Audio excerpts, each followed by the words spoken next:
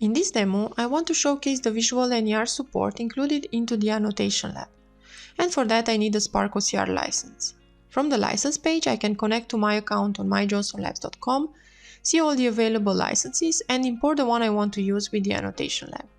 Then I can continue with creating a new project for the analysis of discharge summary documents.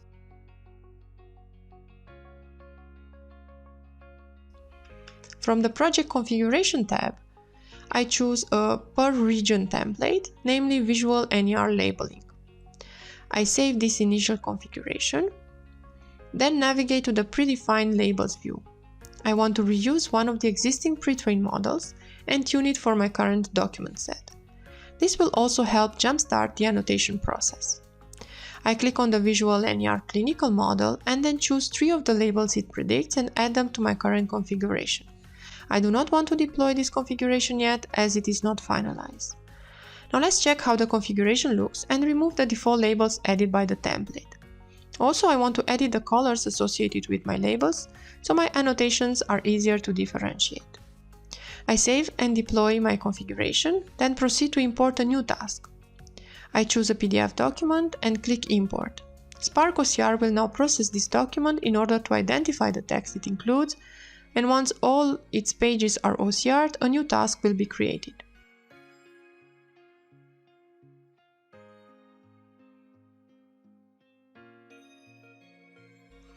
As I already deployed the pre-annotation server, I just need to select the task and click on the pre-annotate button. Once the pre-annotation is finished, clicking on the task name will redirect me to the labeling screen. I see the prediction which was generated by Spark OCR and all the annotations it includes. The pre-annotation is read-only. In order to edit it, I have to clone it into a new completion. Now, the next step is to go over the annotations and edit them if necessary. For adding a new annotation, I activate a label by clicking it on the taxonomy region or by pressing its assigned hotkey. Then I click on the token I want to annotate. If I want to define a chunk annotation, I click on the first token, press and release the Shift key, and then click on the last token of my selection. This will add a chunk annotation that can span multiple lines. You can notice in the Recognize Text area the text which corresponds to the selected image region or bounding box. I continue correcting the annotations on this page, I save my work and then move to the next page. Once all my annotations have been corrected, I proceed with submitting this completion. The status of my task will change to submitted, signifying that this annotation will be used in the next model training. I did this exercise for 100 more documents offline, and let me import the annotated tasks here.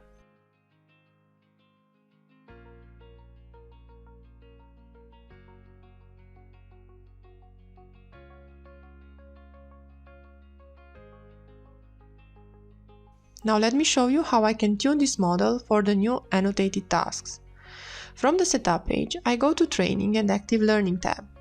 I want to train a Visual NER model, and I will use for this 5 epochs and keep the default values for all the other training parameters.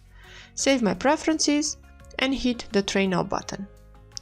The pop-up asks me if I want to deploy the model after training so that it becomes available for pre-annotations. I choose yes, and the training starts. I can check the logs by clicking on the yellow button. After approximately half an hour, my model will be ready. It will become available for pre-annotations on this current project. It can also be reused by other projects run by other groups of annotators. And it will also become available on the Models Hub. You can rename it, download it for offline use in your Python pipelines, or delete it when it is no longer needed. Training logs are also available to download in case they are necessary for keeping track of your experiments.